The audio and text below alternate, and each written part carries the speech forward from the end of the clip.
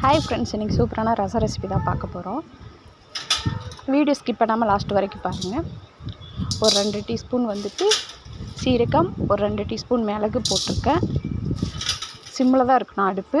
இதில் ஒரு 4 காஞ்ச மிளகாய் போட்டுக்கலாம். காரத்துக்கு தகுந்தாப்போ உங்களுக்கு எப்படி காரமோ அப்படி, எங்களுக்கு கொஞ்சம் காரமாக சாப்பிடுவோம், அதனால் போட்டிருக்கேன். சிம்மில் இருக்கணும்.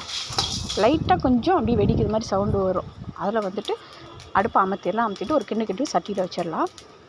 வச்சுட்டு இப்போ மிக்சியில் இதை எடுத்து போட்டு அரைச்சிடலாம். அதில் கொஞ்சம் கருவேப்பிலை பிச்சு போட்டிருக்கேன் பாருங்கள்.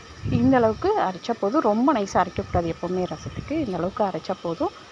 கொஞ்சோண்டு இஞ்சி போட்டுக்கலாம். நல்லா தான் இருக்கும். தேவையான அளவு பூண்டு எந்த அளவுக்கு போட்டிருக்கேன்னு சொல்லிட்டு பாருங்கள். நான் ஒரு 1 லிட்டர் தண்ணி தான் வைக்க போகிறேன் ரசத்துக்கு.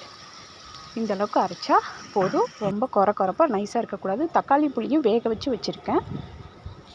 நல்லா கையிலே மசிச்சு விட்டுக்கலாம் தக்காளி புளியும். இப்போ அரைச்சதை அதில் மிக்ஸ் பண்ணிடலாம். நல்லா இதில் மிக்சியில் இருக்கிறத வலிச்சு போட்டு மிக்ஸ் பண்ணிவிட்டு தேவையான அளவு மஞ்சள்தூள் போட்டுக்கலாம். மஞ்சள்தூள் போட்டு ஒரு கலக்கு. நல்லா கலர்ஃபுல்லாக இருக்கா? ரசத்தை பொறுத்த வரைக்கும் உண்மையாகவே ஒரு மெடிசன் தாங்க சொல்லணும். மிளகு, சீரகம், பூண்டு, இஞ்சி, கருவேப்பிலை, கொத்தமல்லி இதெல்லாம் போடுறோம். ஒரு மெடிசன். இப்போ சளி பிடிச்சிருக்கு அப்படின்னா ரசம் வச்சு நாக்கு சுடுற அளவுக்கு இப்போ ஒரு டம்ளர் குடித்தாவே நம்மளுக்கு சரியாயிடும். இப்போ ஒரு தாளிப்பு, நான் இந்த சின்ன குக்கரில் தான் எப்போவுமே தாளிப்பேன். எண்ணெய் ஊற்றி கடுகு போட்டு பச்சை மிளகா கொஞ்சம் கருவேப்பிலை போட்டிருக்கேன். போட்டுட்டு நல்லா இதை தூக்கி ஊற்றிடலாம். நம்ம கலக்கி வச்சுருக்கதை எவ்வளோ கலர்ஃபுல்லாக இருக்குன்னு பாருங்கள். ஊற்றிட்டு கொஞ்சம் பெருங்காயம் போட்டலாம். போட்டு கொஞ்சம் ரொம்ப சிம்லேயும் ரொம்ப ஹைலே இருக்கக்கூடாது. கொஞ்சமாக வச்சு நல்லா அதெல்லாம் அந்த ஹீட்லேயே சீரகம், சோம்பு, மிளகு இதெல்லாம் நல்லா வேகணும் கொஞ்சம். அப்போ தான் நல்லாயிருக்கும். இப்போ எல்லா வீட்லேயுமே ரசம் வைப்போம். ஐயோ, நான் ரசம் வைக்கிறது தான் பிடிக்கல, நல்லாவே இல்லை, நீங்கள் வைக்கிற ரசம் நல்லாயிருக்கு எப்போவுமே நம்ம சொல்லுவோம். நானும் அப்படி சொன்னவங்க தான் சொல்லுவேன். நான் வைக்கிற ரசம் அவ்வளோ அந்தளவுக்கு நல்லா இருக்காதாங்க. நுரை நல்லா வந்துடுச்சா?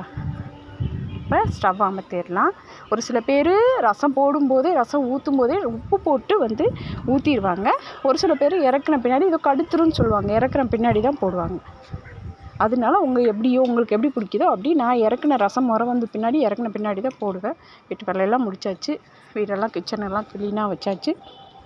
கண்டிப்பாக வீடியோ பிடிக்குன்னு நினைக்கிறேன். வீடியோ பிடிச்சிருந்தா லைக் பண்ணுங்கள், ஷேர் பண்ணுங்கள், கமெண்ட் பண்ணுங்கள். நெக்ஸ்ட் வீடியோவில் சந்திப்போம்.